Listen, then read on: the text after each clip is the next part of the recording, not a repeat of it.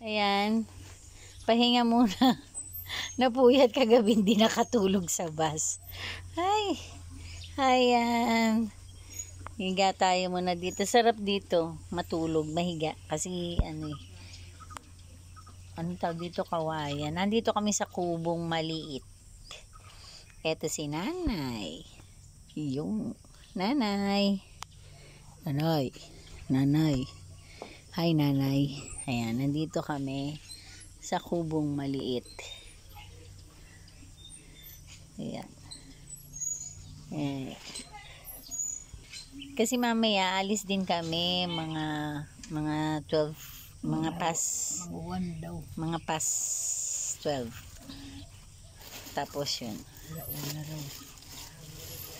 Oh, may nagbigay sa akin ng ganito. Ate ko.